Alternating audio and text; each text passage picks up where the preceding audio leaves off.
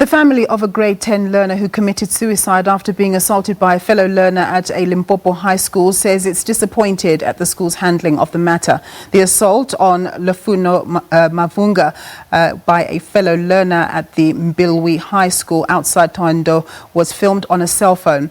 Mavhunga overdosed on medication and died hours after the assault. Her family says a preliminary report from the school shows Lufuno and the learner who assaulted her were taken to the principal's office by security immediately after the incident. SABC reporter Mbilwi filed this report.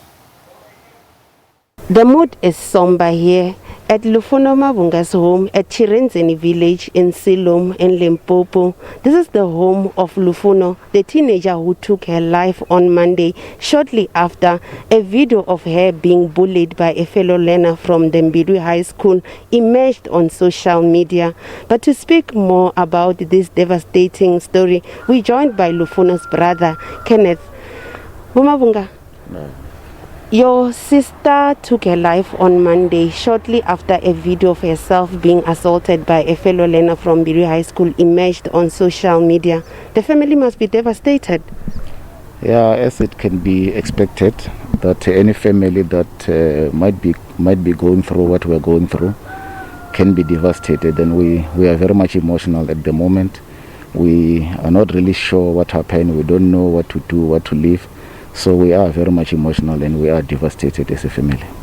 Had Lufuno informed the family of any bullying incidents that had happened at her school?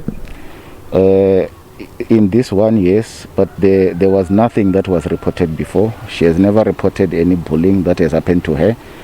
She might have reported in passing that children at her school are always fighting. But in this particular incident, she came back on Monday from school. She reported to the parents that she has been beaten by one of her fellow learners. The family, or the mother and the father, they tried by all means to comfort her. They were convinced that she understood whatever that they were telling her.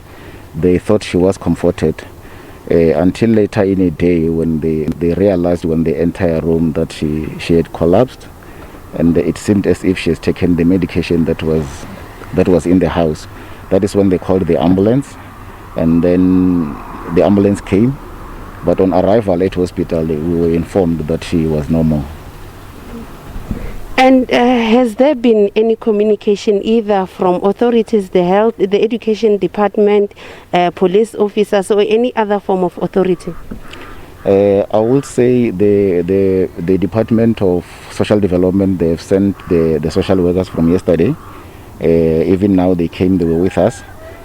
From the SAPS, we haven't heard anything. Actually, we're not even sure if there is a case that has been opened, or if it has opened, we don't know who is the complainant, because we haven't opened any case for now, because we're concentrating. Our focus now is to make sure that we send her off in a dignified way. The school did come yesterday to give us their preliminary report. What I'm not sure is whether they came as the school or they were representing the Department of Education, because we haven't got any message from the Department of Education as far as things are concerned. So they came yesterday. They came with the preliminary report as to what have happened. We informed them as the family that we are not happy with their report, and because it is still a preliminary report, we are giving them the benefit of the doubt that they can go back and find out as to what have happened, and they must come back with the final report, the report that will say exactly what have happened and what are the consequences that the perpetrator will suffer. Maybe I also have to make sure that according to the principal, or according to the school, the security brought the kids to his office, and he was told that they were fighting. But according to what we have seen on social media, on the videos that has gone viral, we as the family, we haven't come across one wherein kids were fighting. We only came across videos where one was assaulting another. So, but according to the principal, we are not sure whether they haven't seen the video or not, but we believe that they will come up with a better explanation later, on a later stage. But the kids were taken to the principal's office.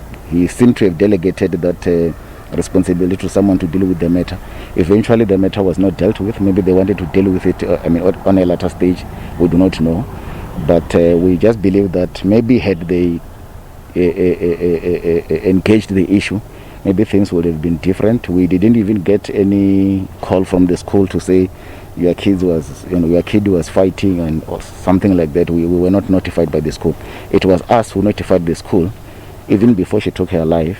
One of the brothers spoken with the principal through social media or WhatsApp, and he said he was happy that we brought it to his attention. So as if he wasn't aware of it. So we don't know. So we don't know whether in the report whether he was aware of it before. So we don't know which is which.